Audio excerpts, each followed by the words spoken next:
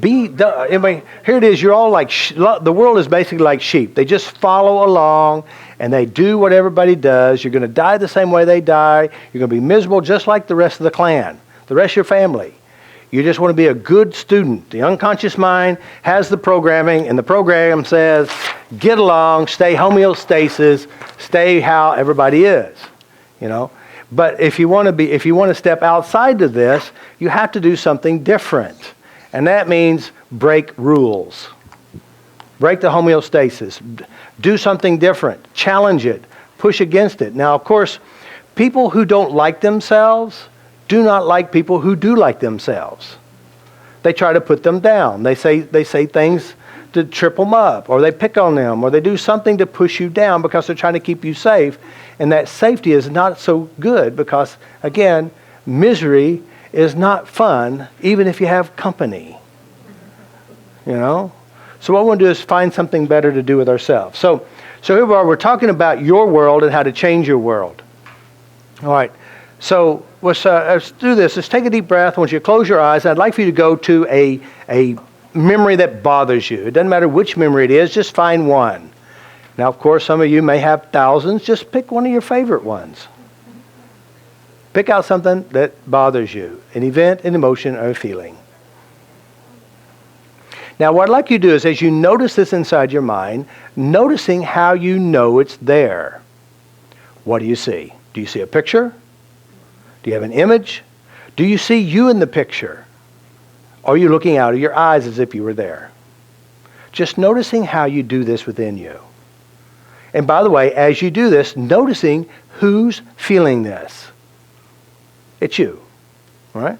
All right, very good. Now, won't you just push this memory over to the side? Just push it over to the side. Now go to a happy memory, a good memory, one that makes you feel good. A pleasant memory. Again, noticing what you're doing inside your mind. Notice, is there a picture? See the picture. Are you in the picture? Are you actually in the whole movie as if you were there? Are you watching it? All right? All right, very good. All right, now open your eyes, look up here. All right, so here it is. You went to a bad memory, noticing what you did inside your mind, how you manifest and create it, first person, second person, third person. We'll go over that. And then you went to a good memory. Noticing that you did this fast, from one to another, just by moving your focus from one to another. This is how our minds work. So you can feel good anytime you want. How do you do it? You just did what you did this last point. Matter of fact, you felt bad, whatever the badness went to, anytime you wanted.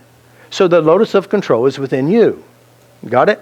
So if you go to all your memories and changed all the bad ones and left with only good ones, it's easy to feel good.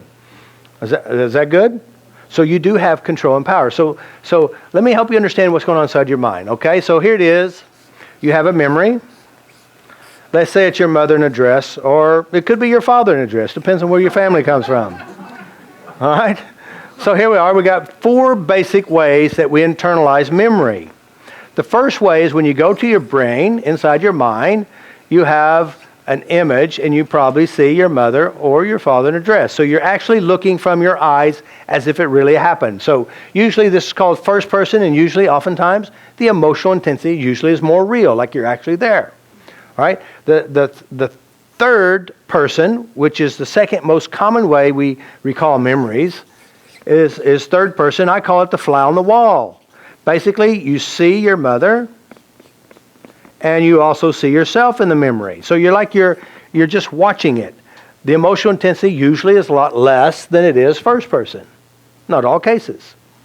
All right. The second person, and it's probably the third most oftentimes represented memories, is basically, this is how they say it. It's usually you hear it or they feel it. They say, I feel my mother's pain. I know what she's thinking about me. So they're speaking, feeling as if they are the mother. So they're speaking as if they are the mother. So they're feeling their mother's pain. They know and what mother's thinking about them. They're operating from second person, which is your mother. Does that make sense? All right, so this is kind of a sneaky one because oftentimes you don't say, I am my mother and I feel her pain. They usually say, I feel her pain. You know, can you actually feel your mother's pain? No, it's impossible. You cannot. You project You speculate, you manifest and create, but you cannot ever feel anyone else's pain. Now, of course, there is some of the weird, crazy ideas out there. There's a concept, because, I enter into the metaphysical world, and some people say, well, I'm an empath. I said, what's an empath? Well, I feel other people's pain. Good job on that. Now, unfortunately, with empaths, and also some others who have this talent, they say, I can't even leave my home anymore because all their energies are destroying my life. The truth is, I've worked with many of these ideas of people who say they're empaths. Usually, I was doing seminars in Oklahoma City, and there's a lot of empaths who come to see me, come to the seminar, and there was three of them said, and they start saying what they think that this person's feeling. And I said, well, where do they feel it at? So I pulled these three empaths into another room, and I separated them.